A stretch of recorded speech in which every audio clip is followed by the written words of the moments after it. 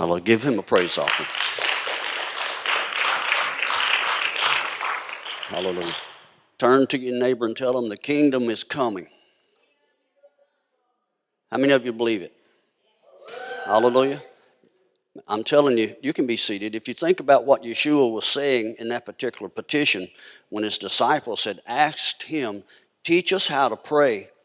We've actually become so alienated from our Jewish brothers, we don't understand that what he was literally doing was talking about the Amidah prayers. And he was sharing with them something that they had been doing by rote tradition for centuries. And now you and I are hearing that echoed in what we call the New Testament or the New Covenant. And it's actually the same covenant that was given to our brothers. And Father is trying to teach us that the kingdom is near you. And you know where the kingdom is? It's right here if his word's resonating in you. And I was reminded what Yeshua told his disciples. He says, all power is given unto me in heaven and earth. You remember that? One of the last statements that he made while he was physically on the earth, all power is given unto me in heaven and earth. And then he makes an astounding statement that we have a tendency to forget. He said, you go. Now, have you ever asked yourself why he would say that? Because it's connected to that previous phrase. All power is given unto me in heaven and earth. You go. By virtue of that power that's been given to me, I'm vesting it in you. I'm authorizing you. I'm equipping you. I'm commissioning you. You go. Wow, that's pretty powerful, right? And I believe that that's what we have been called to do, in particular in the days that are in front of us. These are some really powerful days. They're defining days. They're going to determine what you're made out of. Turn to your neighbor and tell them, quit being like a water hose. You know, how many of you know that sometimes our backbone's like a water hose? You put the pressure on and you just flop. Say amen. You know I'm telling you the truth. Just flop. Being tossed about by every wind of doctrine, whichever way the wind blows. No, turn to your neighbor and tell them, stiffen your backbone. Now, I'm standing up here and I'm watching you and I'm listening to you, and you almost convinced me that you were serious. I'm going to ask you to say it one more time. Stiffen your backbone. And get ready. Hallelujah. Because there is a powerful move of the Ruach that's on its way. And he's wanting his people to step out into the water deeper than you've ever done before. More of a commitment than you've ever made in your life. More of obedience. More of a willful attitude that's bent towards hearing him than you've ever had in your life. I believe that. These are covenant-defining days. Are you ready? Are you ready? Wow. Well, you've got an opportunity to kind of get a pep rally going this morning, because my lovely wife has been sharing a word that's it's been really blessing us as we get the little tidbits here and there. She's kind of guarded with it because she don't share it too. She just kind of brings us tidbits, and then she'll go back and she'll bring us another tidbit. And I'm thinking, just lay it all out on the table. But she's got a word for you this afternoon that I believe it will bless you. And if nothing else happens, when you get through listening to what she's sharing with you this afternoon, it will make you have a passionate hunger for the Hebrew language like you've never had before. Some of you say, well, I'm too old to learn it. I have learning disabilities. I'm dyslexic. You know, I've heard people say, I'm kind of dyslexic. Well, that's good, because Hebrew's read exactly opposite from English, and so it'll fit you, all right?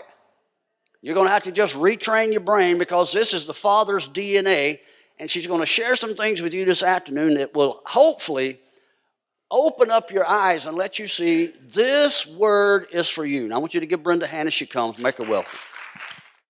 Shabbat shalom. Shabbat shalom. That was good praise and worship. And as I was listening, I thought about John the Baptist. When he came, he said, I must decrease so that my Father, my King, can increase. And that's how we're going to see the kingdom come, when we decide and make up in our minds that we're going to decrease, and so that he can increase, so that his kingdom can be seen all over the earth, so that people will know that we have found a precious treasure, that it is precious, that you want to just share it with everybody and not just keep it to yourself. And that's what we have. We have things that He's placed in our heart to teach people and to tell people, but we want to guard it. It's mine. I just want to keep it all to myself. But He said, no, you got to give it. You got to give it. You got to decrease and let the world know that I am alive and well. And that's the only way people are going to know, unless we tell them that He's alive and well and that He is a treasure. That a treasure that is too big for you to hold. If you try to hold it, it would just blow up in your life because you can't hold it. And we must prepare the way for our King. That's the only way we're going to see heaven come, unless we prepare the way, unless we die to self and say, my King is coming, and I will prepare the way for Him. And one of those ways to prepare is to learn His language, because you need to be ready to do what He called you to do. Your orders will come in Hebrew.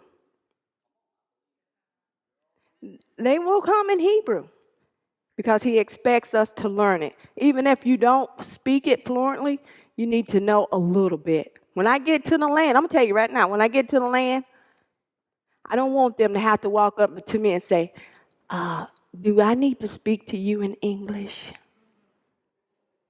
Because that's what they'll say. Do I need to speak to you in English? Come over here, English teacher. But all the good stuff, the hidden stuff, it's going to be over there in the Hebrew language. All them nuggets, everything that's deep when you're walking in the oceans. I don't like water. I don't like it in my face. But when you get to the deep parts, like the hidden parts in the ocean, you got to go to it. You got to get in it, and you got to know the deep secrets, because He's not going to tell you anything in English or Spanish or Greek. The hidden stuff, you're going to have to dig into Hebrew. So for everybody who was lazy like me, I'm lazy. I'm telling you now, when it comes to studying, I'm lazy. You read it and tell me about it, and we will be fine, because I'm lazy. But if you want the deep, hidden stuff, you're going to have to go to the Hebrew language, and we're just scratching the surface. We're not even nowhere near what He wants us to know. So with that said, we're going to get started. Thank you guys for coming. It is the Shabbat. And for me, on the Shabbat, everything ceases. I'm done. I am done with everything. I'm done. The only thing I want to do is prepare and take care of my family. Anything else, I'm done. So even with sickness, I said, it's the Shabbat. Get off me. You got to go get in a corner and rest, because I'm going to go rest. And I find that when I said that and I began to walk in that, especially with my hip, it is hard for me to get up here and dance, because I'm doing good all week long. But when the Shabbat comes, I look like old Festus. I'm serious. I have to make myself get up and dance. I do. I have to. So you're going to have to get in line, because it's the Shabbat, and you're going to have to rest. And I dance, and I go home the rest of the day, I'm fine. So what's up with that? It's a miracle. No, it ain't. It's the devil messing with my mind. Hey. So you think that song's going to stick in your head? Just wait till we start studying the 4 questions at Passover. That really gets stuck in your head. It's like, oh, God, stop it. But we're going to start practicing that one before Passover gets here. So we're going to go next to I'm starting out first with the Hebrew class before during the teaching. And this time I wanted to do a little bit different. I want to focus a little bit more on the prefixes and not the suffixes. So we've studied a lot about the suffixes. So I figured it's time to start going on to the prefixes to give you a little bit more idea of how that works to create words and create sentences. So we're going to start off with our word connections. And what I want to show you, remember I talk about an open and closed syllable. It is very important to know what's open and what's closed so you can spell a word. If you can spell it, then you can pronounce it. So we have our word here for bicycle, and it's a wheel, like the chariots of Egypt. So when I was looking, I said, where does this word actually come from? And it's the word afan. And if you can look over to your right, and you see the little O up under the bottom, so that tells you that that part of that word is open. And then you see the C over on the left. That tells you that that word is closed. That part of that syllable is closed. So you got ofan with the dash. So you got an open and a closed syllable. So you see a letter, Hebrew letter, and then it's vowel, but it doesn't have another letter right next to it, so that means it's open. But like fan over there, a fan, it's F-A-N, so that's considered as a closed syllable. So then we have our bicycle now, and you can see the O up at the top of it. It's Ophanayim. So you have your olive and your Holland Bob. So that is one syllable, so that's open. Then you have your Fay and your Patak, and that's open. Your Noon and your Patak, so that's open. Then you have your Yod and your Harik and your Mim, so that's closed because you got a letter, a vowel, and a letter, so that's a closed syllable. So you see how to break it up into syllables. So now you can say O, Fa, Na, Ying. And that is the word for bicycle. We made it plural. You have your bike, and then you have your bicycles, plural. Okay, the next word is eggs, basim. So that is your singular form. And you can see your sariyod attached to your bait. That's your vowel, the yod, and the two dots. So that is bay. And then your zali, your kametz, and then your hay. So that's T-S-A-H. So you see how you break it up? So you got an open syllable, and then you got a closed syllable. So now we look at the word for eggs. It's basim. Basim. So you can see that you have your broken syllable, you have an opening, and then you have a closed syllable. So once you be able to recognize when you're looking at your Hebrew text and you learn how to break it up, okay, I know I have to have a letter and I have to have a vowel. You cannot have two vowels. You only have one vowel with one letter. So if you remember that, there's not a letter and 2, 3 vowels behind it like it is in English. There's just a letter and a vowel, a letter and a vowel, and a letter and a vowel, or a vowel, a letter, vowel, letter. So that's the order that they go in. Okay, then we have garden, gan. So that is just a closed syllable. You have G-A-N. That's closed. Now you have thief. So look how close thief is to garden. If you just think about it, who was the first thief in the garden? And you can see the noon there. You have your gamel and your vowel. Then you have that noon. It's not a noon sophit. The word for garden had the noon sophit. This is the actual letter, the noon. And it's the same, it operates the same way, but the nun sofit can only come at the end of a word. So you have ganav. You have an open syllable, and then you have a closed syllable. And I thought that when you start studying Hebrew, you can see the connection, how their mind thinks. Okay, you got the garden, then you got a thief. And then the bait on the end represents the house. So you got a thief in the house.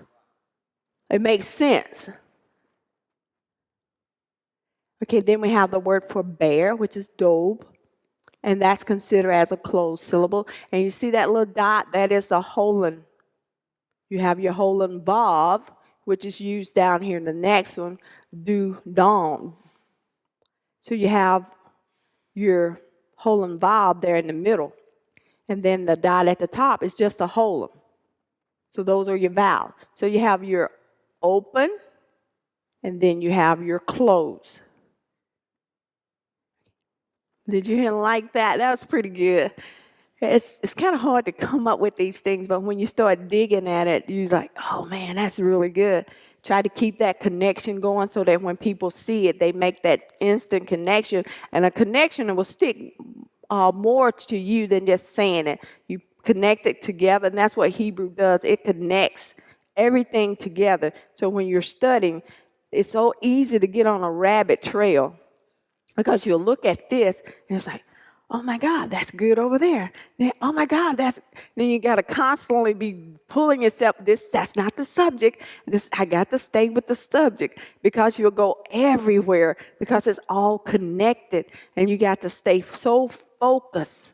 It's that Hebrew is a different language. I'm telling you, you really have to stay focused when you're studying because you'll go on these rabbit trails, but they're all connect back to the same thing.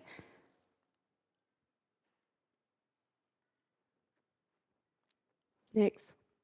Okay, so I wanted, as Sukkot, I wanted to start doing the commandments because I think they are very important on our journey where the Father has taken us, that we need to know the 10 Commandments, and we need to look at them in Hebrew and talk about them and be able to examine them inside and out, because when you get to your final destination, you need to have a little bit of working knowledge of the 10 Commandments, of all the commandments. So this is just a first start on the journey that Yahweh has placed me on, to start looking at these and start trying to teach it to people. You know, just go over it and talk about it and just look at the 10 Commandments.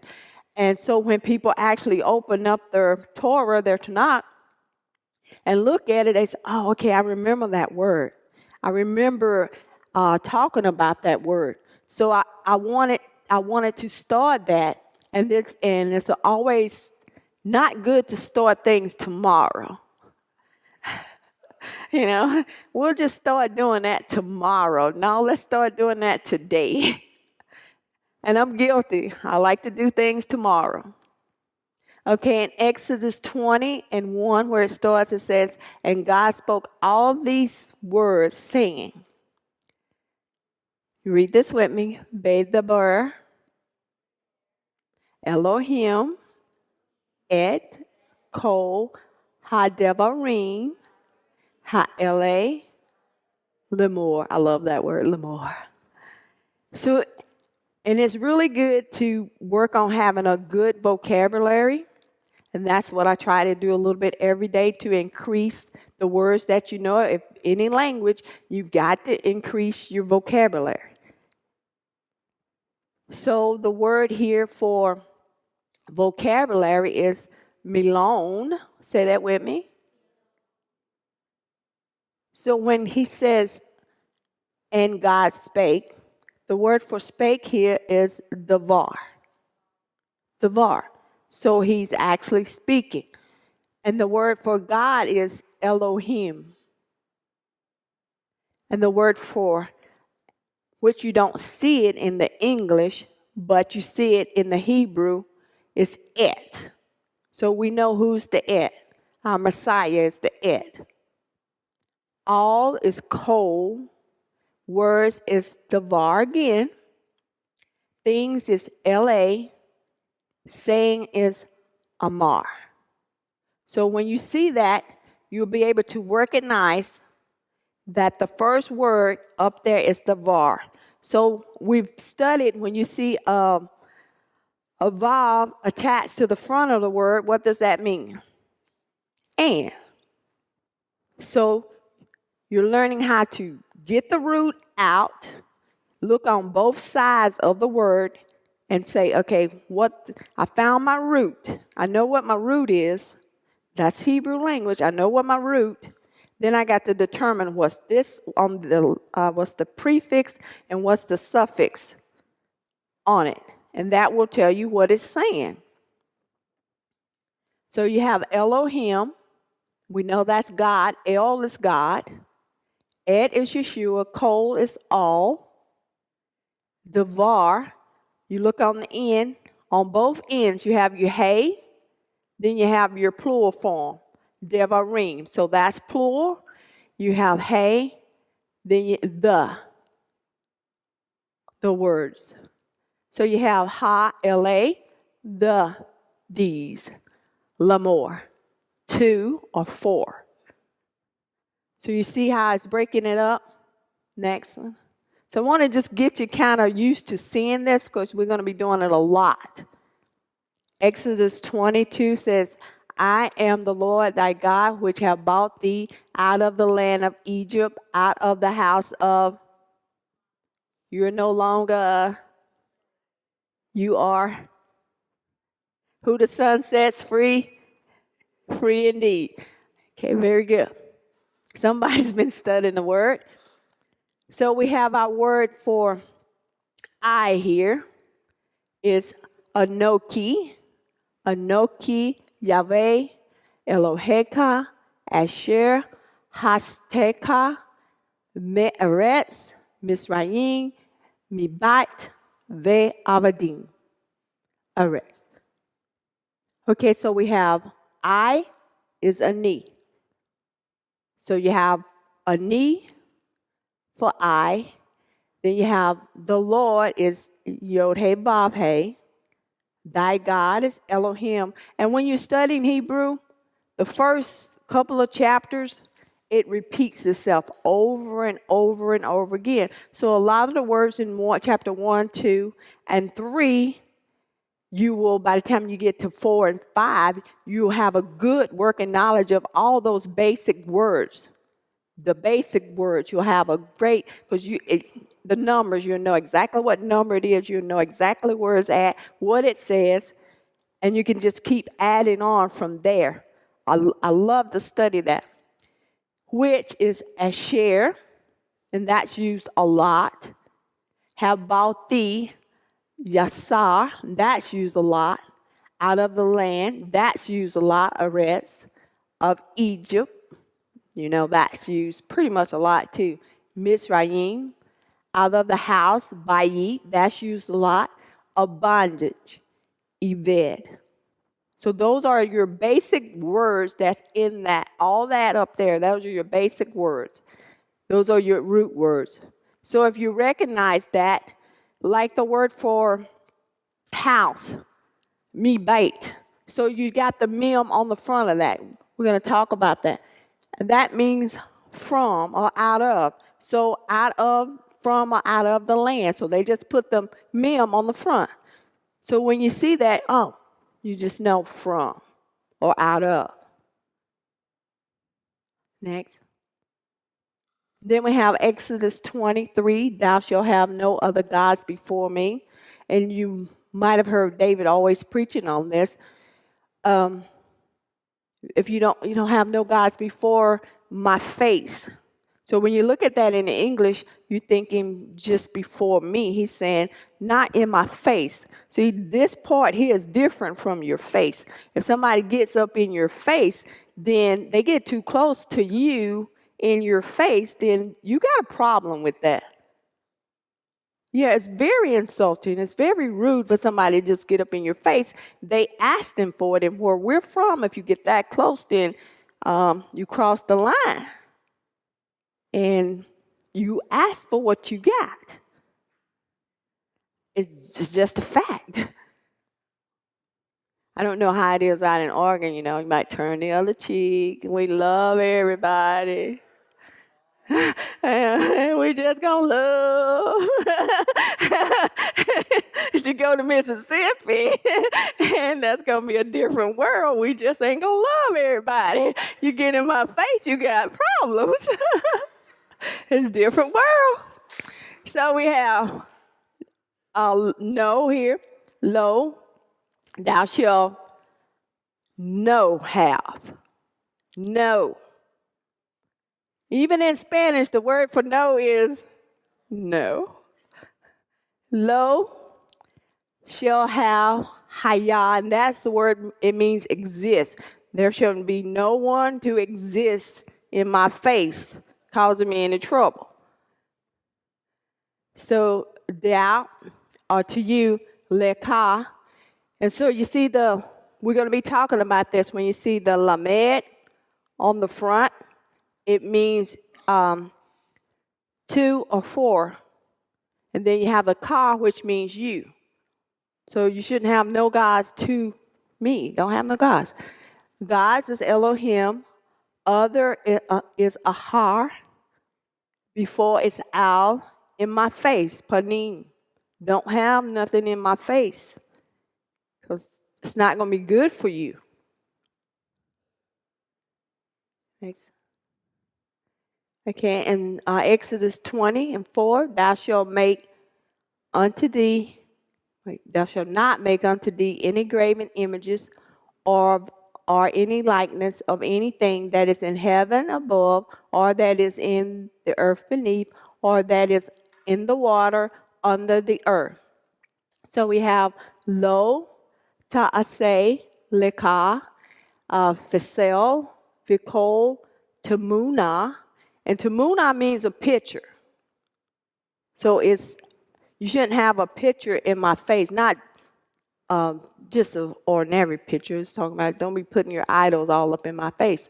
Asher, Bashamayim, Mi Ma'al, Ve Asher, Ba'aretz, Ve Tahat, Mitahat, Ve Asher, Bamayim, Mitahat, La Aretz. So if you're just looking at that, and there's only a few words in there that you don't know because it's constantly repeating itself. Because you see land, you see the land, you see Asher. You know what Shemayim is heaven. So once you, in coal, you hear coal. Vikol mean and all. You put the vav on front of a word and you know that. So it's really simple once you get the nick of all the ins and outs. It's really easy to read. Thou shalt not, lo, make asa unto thee, leka to thee, or to you, any graven images, pasel, or any, which is coal, or all, cat likeness is tamuna, which means a picture, of anything that, which we've seen that again, Asher is all over the place, in heaven, Shemayim, above, Ma'al, or that is in, Asher again, the earth, Eretz, beneath, Tahat, or that is in, Asher again, the waters, Mayim, under, Tahat, the earth. So once you start reading that, it'll just flow because you're building that your vocabulary, and all those words will just flow when you start reading. Oh, I know that word. I know it. It just and even you'll get to the point where you know the numbers. Okay, that's Strong's number this. That's Strong's number that, and it's in your head. You just constantly because you're writing the same words. It's like taking dictation. You're doing it over and over. A memory muscle. How you say? Muscle memory? Yeah. It's just you're memorizing. You know. Okay, I know that word. You know the number. Oh yes, that's the number, and you write it down. And I do this constantly. Next.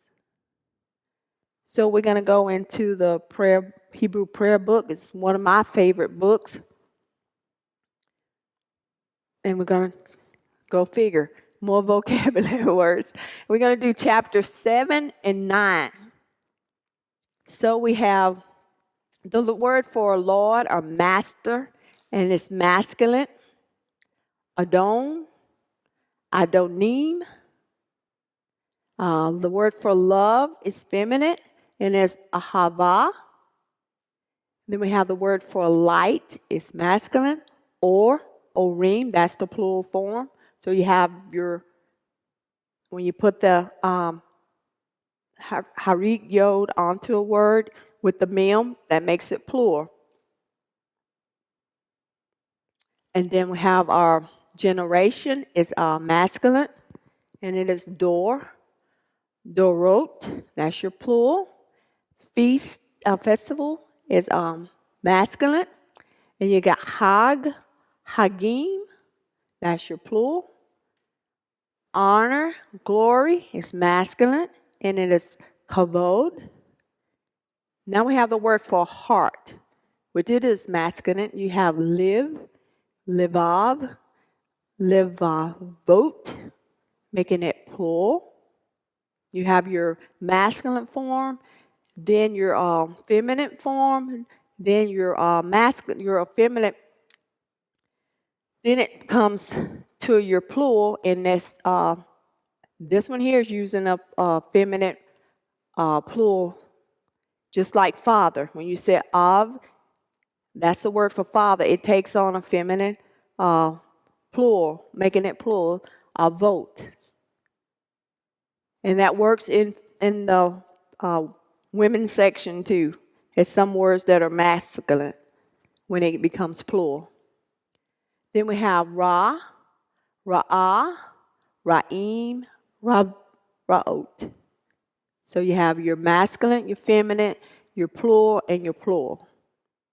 I don't expect you to remember all these words, but when you start studying, it will help you to, if you ever get the book, it will be a blessing to you to know these. So then this is the next chapter. You have loving, which is ohev.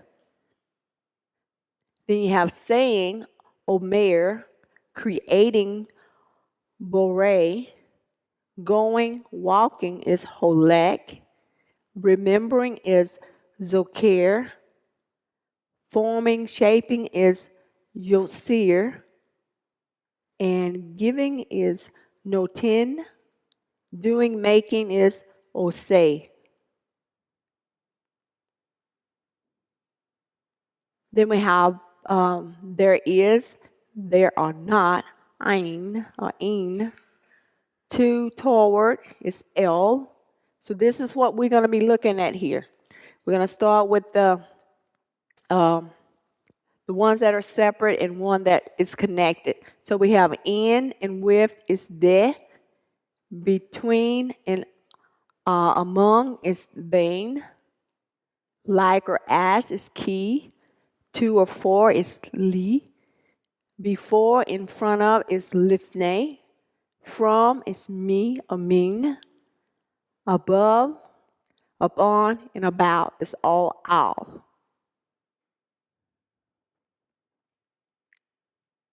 Prepositions as separate words. So we have to or toward is el. Between, among is bein.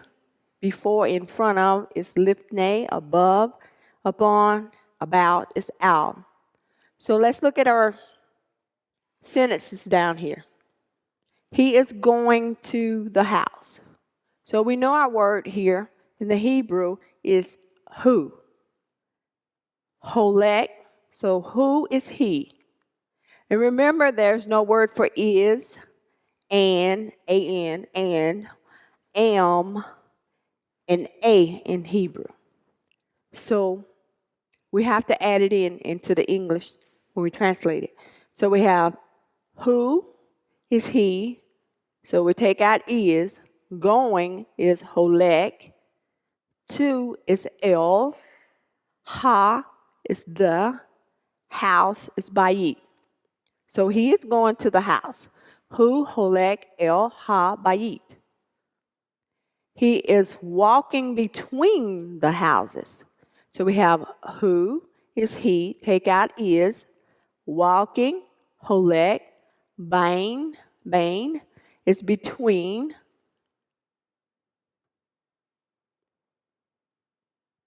And the house is ha-batim. So you see how they did that? It's not really that hard.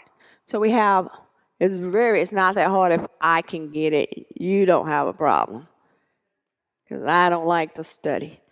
He is who, holek, take out is, walking, lifnei, in front of, bait, of the house. So he is walking in front of a house. There's no word for a, so take that out. He is walking on the land. Who? Holek al haaretz. So he is walking. Holek is walking. On is al. Ha is the. Aretz is land. So it's the same thing with the feminine, but the feminine changes. So she is walking to a house. Take out is, and he is she. So he, holy ket. So you still have the whole. You still have holek in there. You still have your hey, your bob, your lamed, and your kaf. Only thing is the kaf now is not a kaf sofit. And then they put the tab on the end to make it feminine. So now you have holy ket. El is to, bayit, house. She is walking to the house. She is walking to the house now. Only thing they did was just put the hay in there in front of the house. He, holy ket. And you see, you have a hole and bob up at the top. But you see that dot over the hay? Now that's just a holum. They both operate as an O vowel. So when you spell that, that's just still H-O. It don't change. It still sounds the same. Then our next one is she is walking to the houses. So he, holiket el ha-batim. House is masculine, so you made houses masculine. She is walking to the land. Throw out is. You got he, holiket, el haaretz. She is walking to the lands.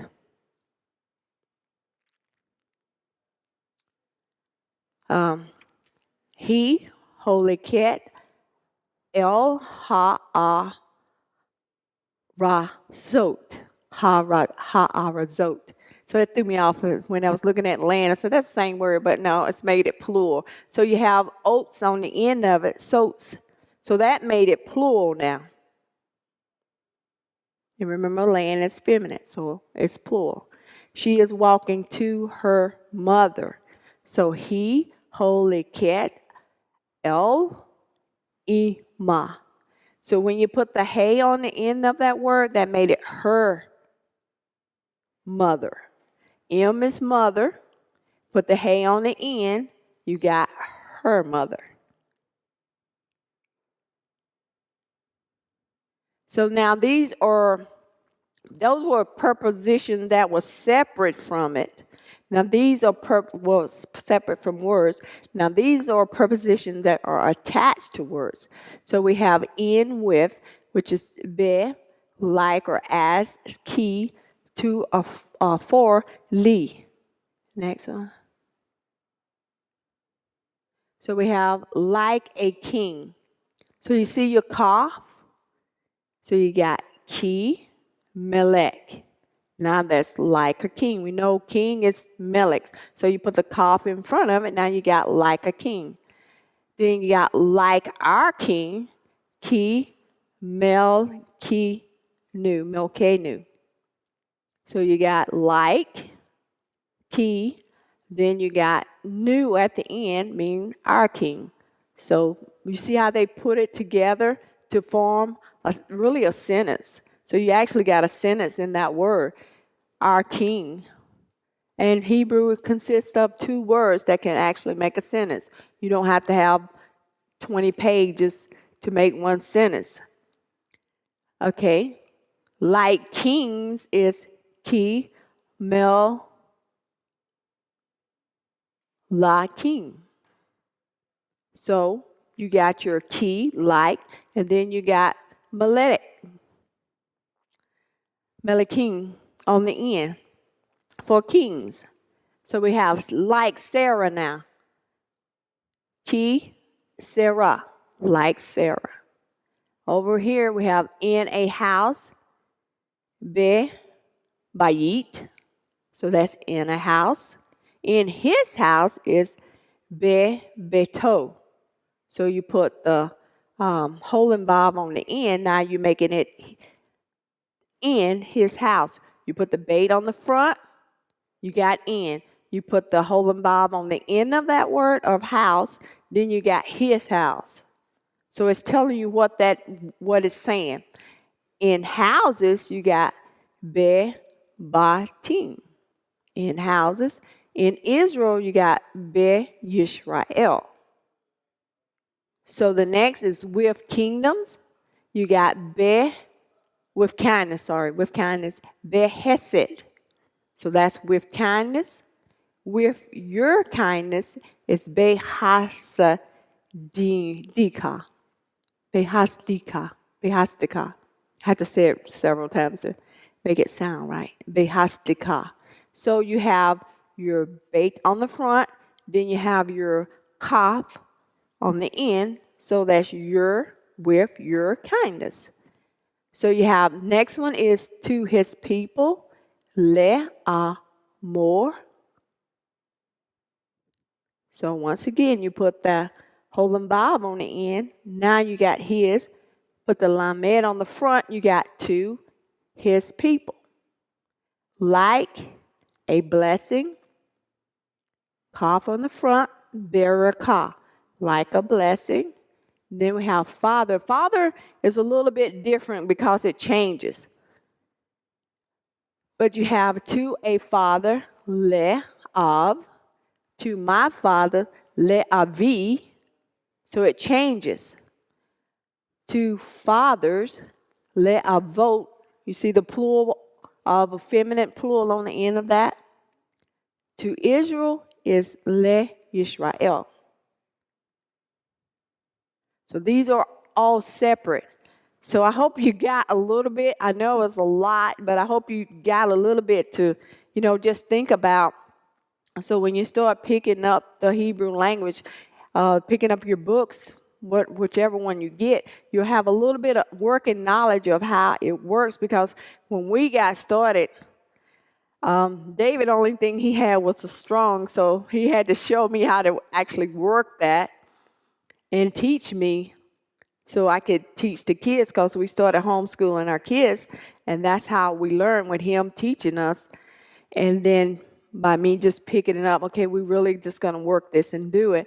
And that's how we learned, just with the Strongs. And that's how we started. Okay, next is the teaching. And it's going to be on the Shavah. That's our next Hebrew vow that we're studying, is the Shavah. We did all the rest of them, the Kametz, the Patak, the Hativ, the Sukol, the Shavu. We've done those. So this is the Shavah, and I'm debating on whether to do the furtive or not to do it. It's really important. So I'm just I never did do the other ones. But it's in the air. I don't know if I want to really get into that one. But you can understand a lot of Hebrew just with what you have. So the Shavah, the Hebrew Shavah, the Shavah can be either vocal or silent. If a Shavah opens a syllable, it is vocal. whereas if it closes a syllable, it's silent. So it's a little different from the letters that we've done so far, the vowels that we've done. So this one is just a little bit more complicated, but once you learn open and close, silent and non-silent, then you'll get it. Usually we will transliterate a shabbat that opens a syllable with an E, or sometimes with an apostrophe. We will not transliterate the Shabbat, the silent Shabbat at all. So if it's a silent Shabbat, then that means it's going to close that syllable. Remember, we talk about open and close. It's either going to be open or closed, vocal or silent. So in this case, it's the same thing. The Hebrew gutturals, ayin, hey, ket, and olive, and sometimes resh, it cannot take a vocal shavah. It will not take a shavah. So when you see these letters, you will never see a shavah up under these letters because they're gutturals. Okay, some examples of the shavah. So this is a vocal shavah example. So you have kiddush. So you see the shavah right up under the kuf. So you're going to spell that with an E, or sometimes they say with an apostrophe. So that'd be Q with an apostrophe or Q with an E. So you would actually say it. And they say it really fast, like kadosh. So you're just saying the letter kadosh. And then you have bili. So it's up under the bait. So it's vocal at that point. Bereshit. It makes it vocal. Kitab. Shema. Mi'od. So you actually, when you see it at the beginning of a word, like in Bereshit, in the beginning, it's got that shavah under it. It means it was the first, we're going to talk about that, it was the first vowel of creation, the shavah. I was looking at, so I've been looking at these things for a long time, but when I looked at it, it's like, oh my God, it's the first vowel of creation. So that is very important. So we have our silent shavah. So that is bak. So you see it in the cough there. So that made that silent. So you will not say that. That ends that syllable. It's done. Lek is done. Haratz. So you see it there. That means you don't. It's not said. It's not vocal. Mat. So it's silent. Direct is silent. Ak is silent. Malek is silent. So when you see it like that, closing off that syllable, then it's silent. It's not vocal. You don't say it. You don't even write it. Okay, Shavah is the first vowel of creation. It's in Bereshit. Shavah is under the bait. The bait means house. Okay, the bait is a preposition and it means in or within. We've just studied that. The bait is attached to the word for Rashid. Strong's number 7225. It means the chief, the head, beginning, a former state or former time. So in Isaiah 46:9, it says, remember the former things of old, for I am God, and there is none else. I am God, and there is none like me, declaring the end from the beginning, and from ancient times the things that are not yet done, saying, my counsel shall stand, and I will do all my pleasures. Former time and beginning has the same three-letter root, the resh, the ayin, and the shin, which means rosh, which is meaning for head or beginning, the time, early times. The Shavah is seen as to begin. It's at the beginning, the first start of everything. So these vowels mean something. They're there for a purpose. They're there to let you know That something is going on in creation. And we're going to look at that. So the Shavah is also related to the word for shuv, which means to return and one who returns. The Shavah also has a 2-letter root, the shin and the vet, and it forms the word for shab, and this is he returned, I return, or you return. That's your masculine form. And then your feminine form is shavah, she returned, I return, you return. So that's how you would say it in the Hebrew. When you see it, the masculine form would be shab, then the feminine form will be shabah. So why would you need to return to the beginning? And remember the beginning. In the book of Genesis, we see the word shavah being used.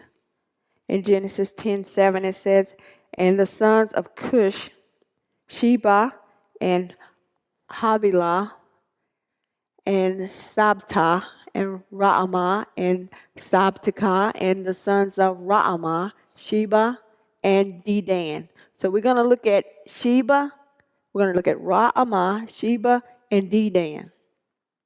And remember this in Genesis 10:7, this is the house of Ham.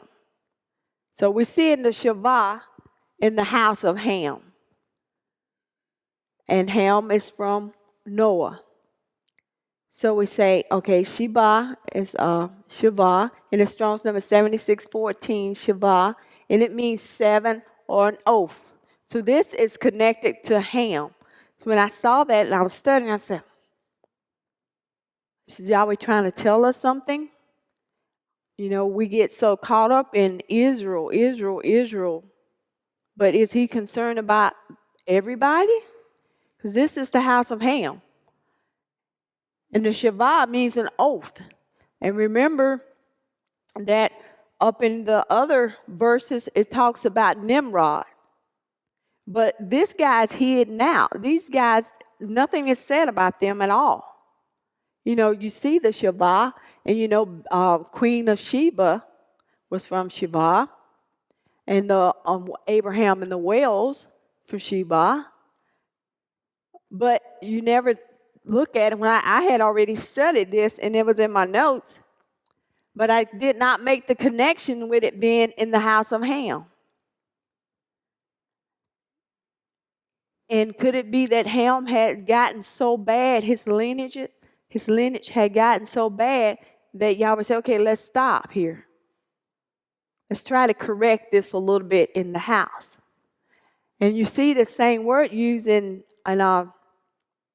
Abraham and in his lineage when his concubine, he married the other lady. Besides, after Sarah's death, he married somebody else. You see this same word, Shavah, used, and then you see it in the life of Eber and Seth. So he's trying to get people's attention, even in our life. Whenever he started getting our attention, he started changing things. He started to change the way we named our children, Joy, Elizabeth. Oath. So he starts changing things. So we have 7, an oath. It's a nation or region of Arabia, rich in frankincense, spices, gold, and gems. The word 7 is seen in Genesis 1, Genesis 2, 1 through 3. I just took Genesis 2. And on the 7th day, God ended his work which he had made, and he rested on the 7th day from all his work which he had made. The 7th is Strong's number 7637, is Sheva'i, and it is in relations to time. The 7th day, it refers to the Shabbat, the Sabbath. It's from Strong's number 7650. Shavah, it means to swear, to take an oath. This is in the house of Ham, to swear something and to take an oath. So I want to look at the word for rest. It's the Shabbat, to rest, to cease, to rest from labor, to keep and observe the Shabbat. It's connected to the word yashav, Strong's number 3427, to sit down, to be still, to the well. Let's look at Sheba's father, Ra'amah, and it's Strong's number 7484. And it refers to a flowing mane of a horse, strength, but it's from Strong's number 7482. Ra'am, it means thunder, to roar, stir up, agitate, noise, confuse. Also means God's voice, the Lord's thunder, action in judgment. In Strong's numbers 104:7. At the rebuke they flee, at thy rebuke they flee, at the voice of thy thunder they hasten away. Thunder is a way of getting someone's attention.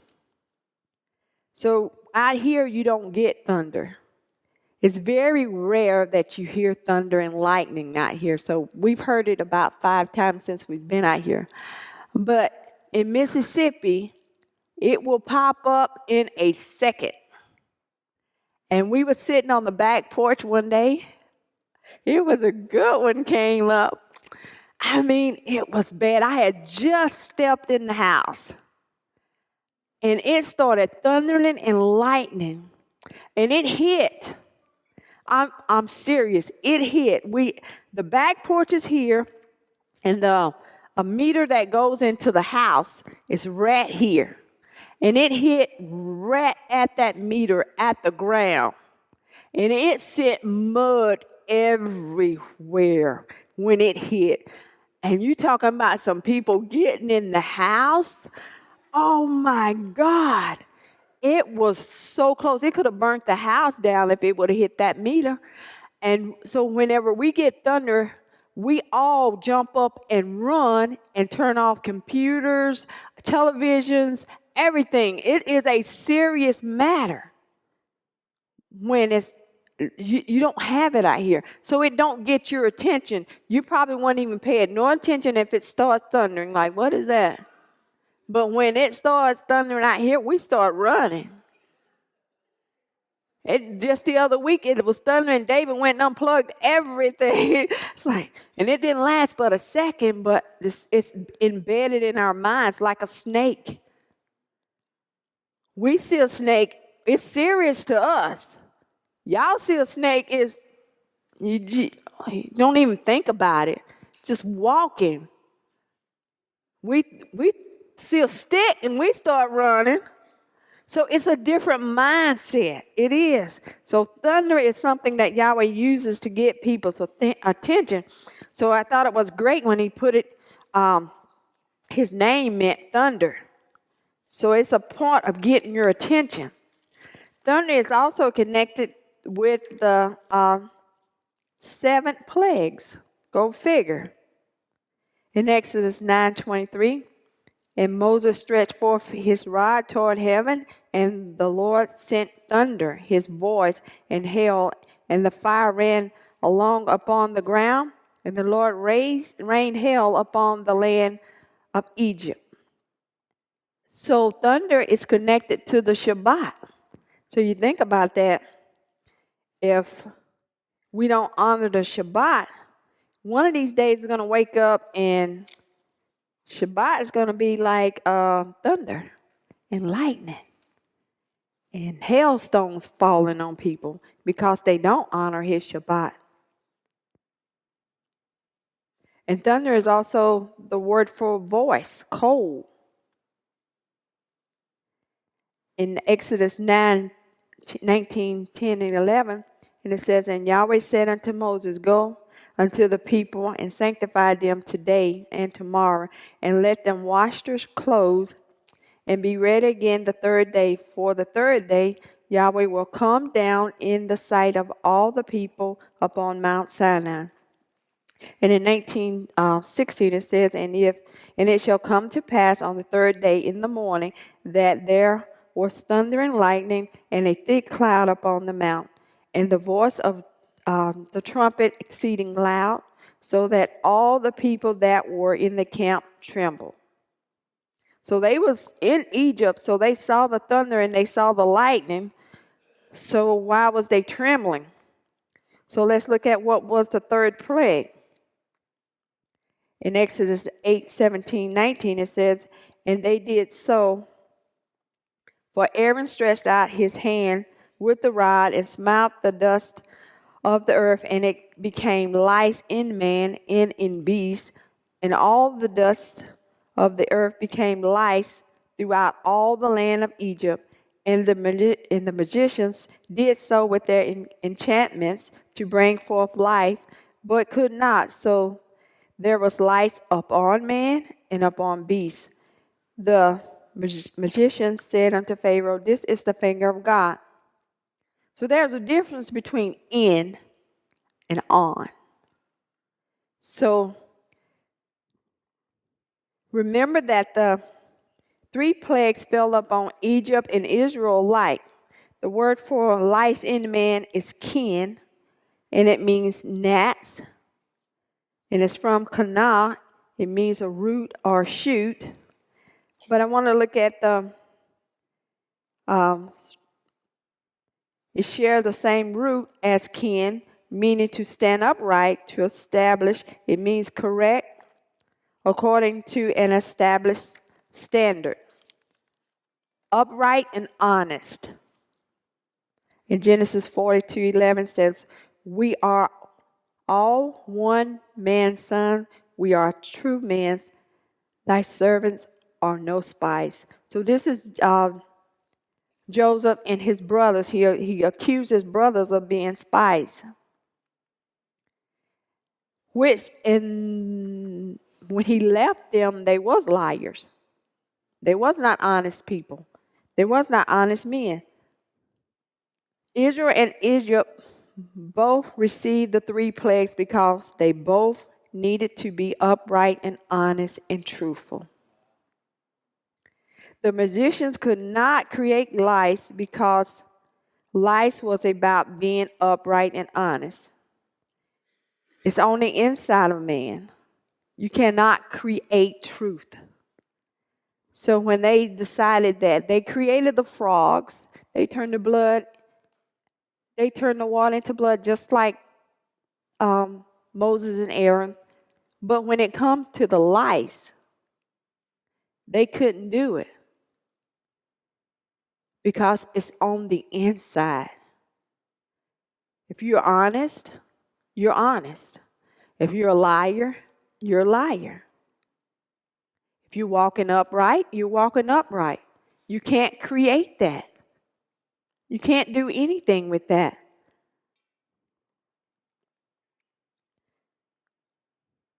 So Yahweh said, wash your clothes and be ready again the 3rd day. They knew that it was about standing upright and being honest, because Israel's very name means to stand upright. So Yahweh went through a great deal of trouble trying to teach them several things after they came out of Egypt. First thing he had to teach them was how to love, because they did not know how to love. They had been in a place where there was no love. So he had to teach them how to love first, how to love him, then how to love their families, then how to love each other. And it's a process. You just can't create that. You have to walk that out. Then he had to teach them about the Shabbat, how to rest on the Shabbat, how to be honorable with the Shabbat and rest. And then he had to teach them how to give. It's a process. When I grew up, I didn't know how to give. Never was taught, never was mentioned. And the fact is, nobody in our community gave. Out of the hundreds of people that I went to school with,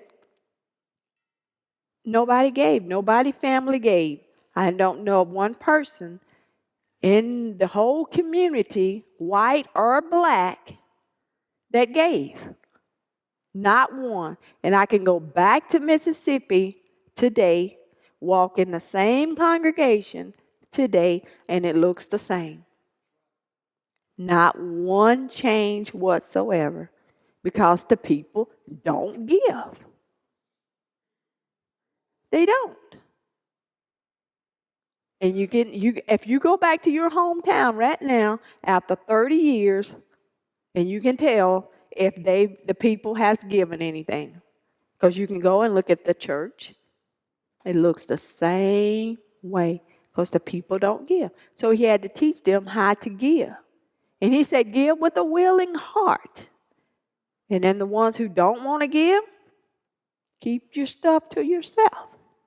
Because sooner or later, I'm going to take it anyway. He had to teach them love, rest, giving. You have to be able to give, and you have to be able to receive. It's like breathing. You give, you receive. You give, you receive. If you don't breathe, if you stop breathing for a little bit, you're dead. That's just it. You stop giving for a little bit, you're dead. You stop receiving for a little bit, you're dead. So it's a give and take. You have to give. My mother, before her dad passed, he told them, and she always tells this story. She said, they was farmers. So he said, look, he didn't know he was going to die. He had no idea. But he told them, after their harvest, he said, y'all need to make sure that you go outside, that you get the seed, and you save the seeds. Because that's what they did. If you didn't save your seeds, you didn't farm the next year. It's not like us. We can go out and buy many seeds as we want. But if they didn't save their seeds, they didn't have a crop the next year. So he told them, look, y'all need to go and make sure you get the seed and you save it and put it back, prepare it for next year. And he died. She never did tell us if they did it or not. It's like, I wished I would have asked that question, but did y'all actually do that? But she said, she looked back and she said, now I can remember him saying that, to get the seed, you need to hold on to some seed. But like David was saying, we eat our seed up. We eat it up. If you don't have the seed to plant, you eat it up, then it's gone. You haven't given and you haven't received. So you have to learn to give in order to receive. And that's why this place hadn't grown. This building has been the same ever since we moved in it. It shouldn't be that way. But it takes everything we have just to pay the rent. It shouldn't be that way. It should be growing. You should see nice carpet. You should see more lighting. And this place is being run by a lot of people, but evidently a lot of people ain't giving. It's just not us. A lot of people, they just ain't giving, and it just stays stagnant. And I don't want to stay stagnant. I'm just going to be honest. If Yahweh says you pack your stuff up and you're leaving tomorrow, my stuff is already packed. I'm going to tell you right now, I'm already packed. I don't play games. I don't have time. I'm 57 years old. I'm done with playing games. He said, leave, I'm gone. No questions asked. I'm not going to live in a stagnant world. I am not. Okay, let's look at Sheba's brother, Dedan. And it's Strong's number 1790. And it means lower ground.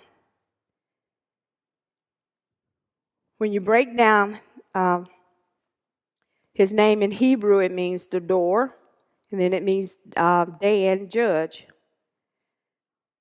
The door of judge. The door of the judge. And it's the fourth Hebrew letter. And I looked up this definition because when you're studying Hebrew, a lot of times they don't give you anything about. They just skip over it. There's a whole book about Nimrod. But these important names, Nimrod's important. It's important to know how evil he was. But this is good stuff. You need to know who he is.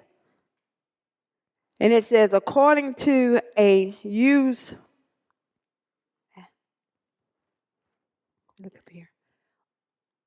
This is the definition that I found online. According to a user from the United Kingdom, the name Dedan is of Kurdish origin, and it means to see someone who is dear to you with your own eyes. How dear is Yahweh and Yeshua to you? Do you actually see them? Do you know them? Do you communicate with them on a regular basis?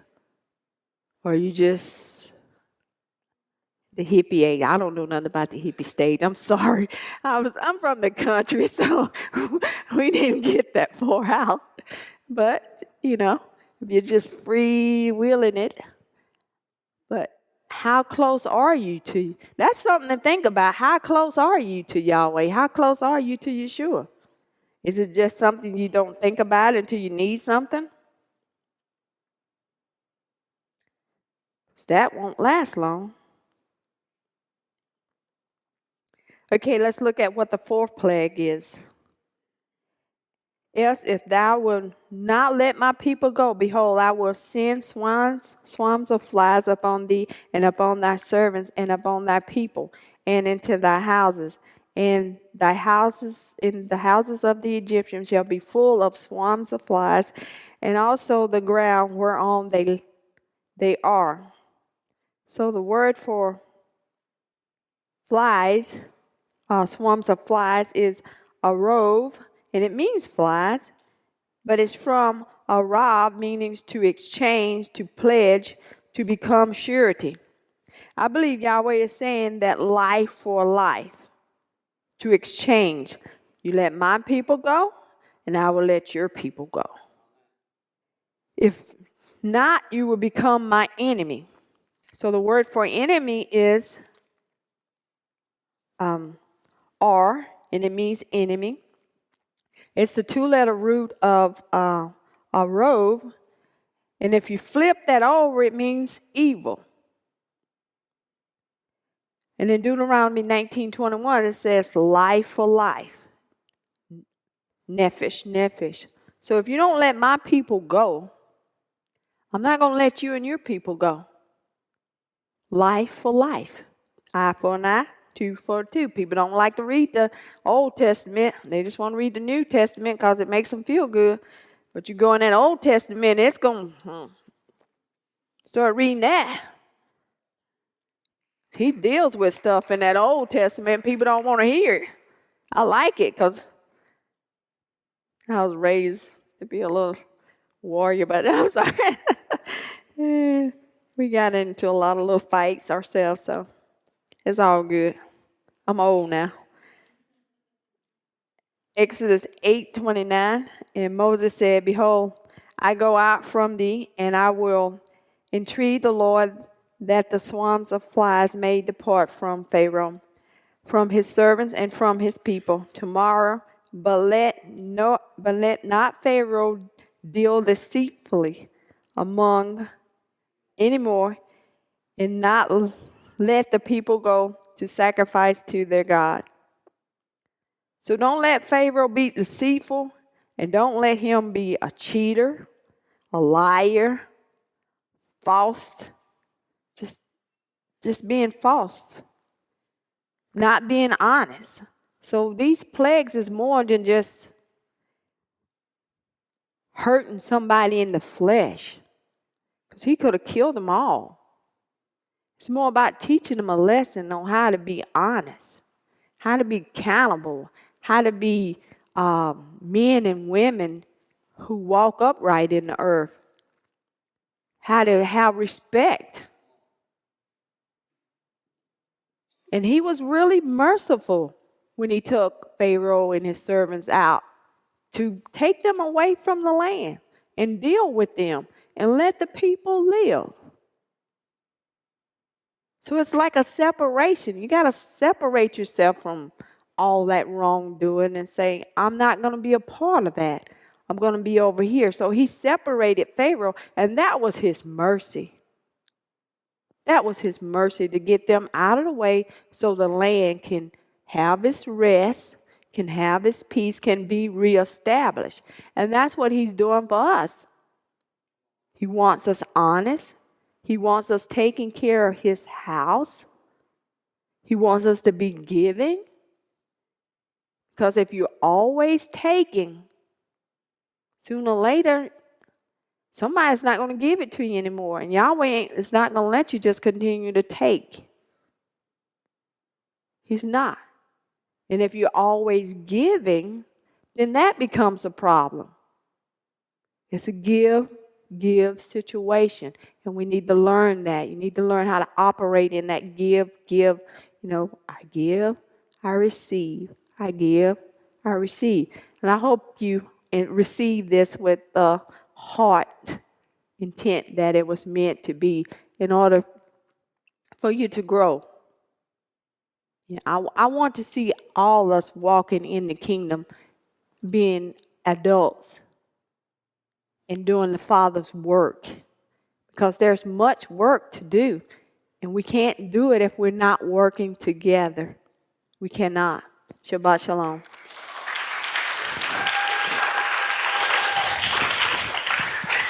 Amen. Wow, it's a powerful word. If you understand the typology that you see in these plagues, the first three fell on Israel and Egypt.